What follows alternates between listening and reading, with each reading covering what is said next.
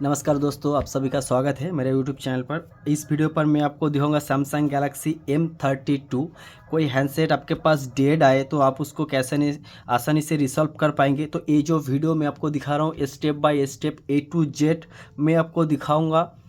इस वीडियो पर प्रैक्टिकल नहीं होगा लेकिन बेसिक सोल्यूशन 100% मैं आपको दे दूंगा। जैसे कि आप एक डायग्राम देखकर सोल्यूशन कर पाएंगे, ऐसे ही मैं सोल्यूशन आपको दिखाऊंगा। तो वीडियो को इसकी बिल्कुल भी मत कीजिए, पहले से ख़त्म तक ज़रूर देखिए ताकि परफेक्ट सोल्यूशन आपको मिल पाए। इसको जो बैक डाला है ये पहले से रिमूव किया हुआ है, इसका स्क्रू हम निकाल लेंगे।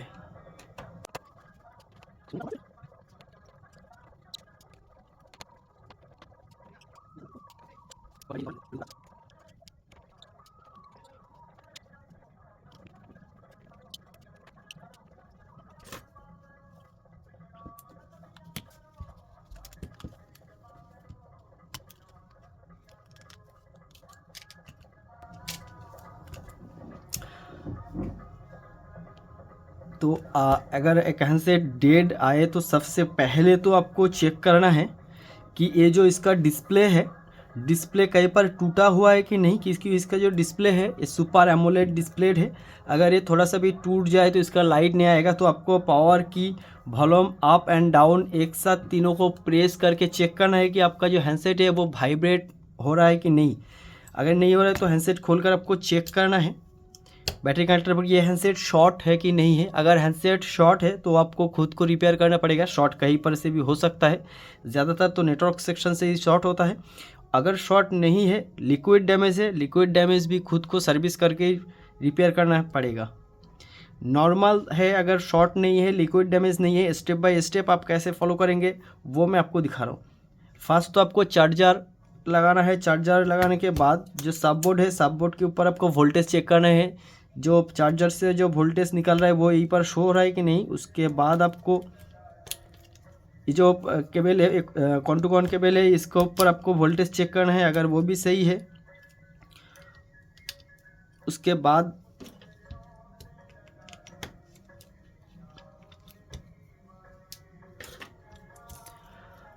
आपको चेक करना है बैटरी कनेक्टर पर वोल्टेज आ रहा है कि नहीं। अगर बैटरी कनेक्टर पर वोल्टेज नहीं आ रहा है तो आपका सीधा वोल्टेज आएगा। ये जो OBP आप देख रहे हैं, इस OBP के ऊपर वोल्टेज आएगा। वोल्टेज प्रोटेक्शन आईसी है। OBP के बाद ये जो ऑक्सिलरी पावर आईसी है, ऑक्सिलरी पावर आईसी के ऊपर आपका वोल्टेज जाएगा। ऑक्सिलरी पावर आईसी से वोल्टेज आपका आएगा मेन जो पावर आईसी है, पावर आईसी के ऊपर। तो ये जो मेन पावर आईसी है, मेन पावर आईसी की जो चारों तरफ एक कॉइल लगा रहता है, इसका जो आउटपुट वोल्टेज है वो इतना वोल्टेज आना चाहिए।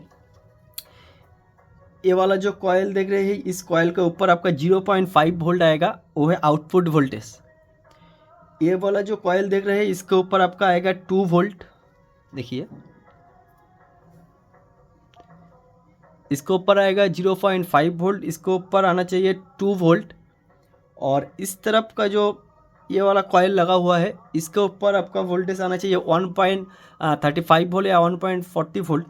ऐसे ही वोल्टेज आउटपुट आना चाहिए। अगर ऐसे आउटपुट वोल्टेज नहीं आ रहा है तो इसके जो पास में जो कॉइल है इसके ऊपर देखिए कि इनपुट वोल्टेज दे रहा है कि नहीं। अगर इनपुट वोल्टेज नहीं आ रहा है तो ये जो ऑक्सिलरी पावर आईसी है, ऑक्सिलरी पावर आईसी ख़राब है।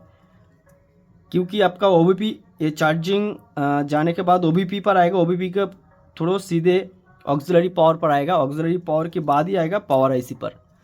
पावर आईसी से सीधे आएगा आपका CPU, मीडियाटेक प्रोसेसर लगा हुआ है।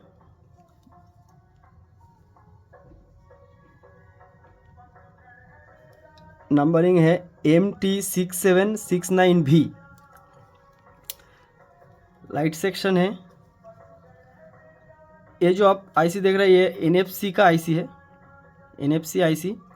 और उसके बाद वोल्टेज सब कुछ सही है लेकिन हैंडसेट ऑन नहीं हो रहा है। तो आपको क्या करना है, इसका ये जो शील्ड है इसको रिमूव करना है। इसके अंदर आपका रहेगा क्रिस्टल।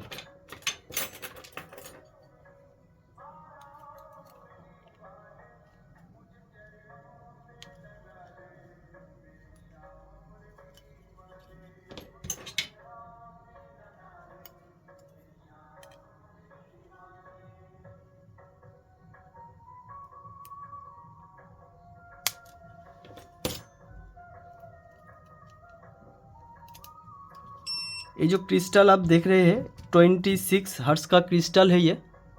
इसको अगर वोल्टेज सब सही है तो इसको एक बार रिसोल्डर कीजिए, नहीं हुआ तो उसको चेंज कीजिए। ज़्यादातर तो अगर डेड हो जाए तो ये जो ऑक्सिलरी पावर आईसी है, ऑक्सिलरी आईसी से ही ज़्यादातर दिक्कत होता है।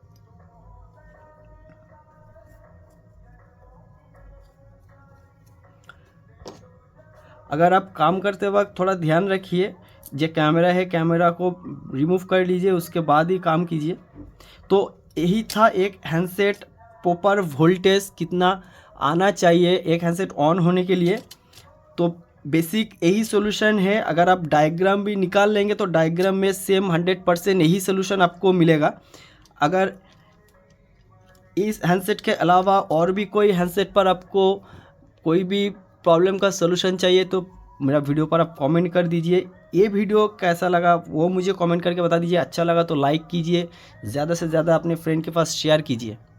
वीडियो को पहले से ख़त्म तक देखने के लिए बहुत बहुत शुक्रिया, धन्यवाद।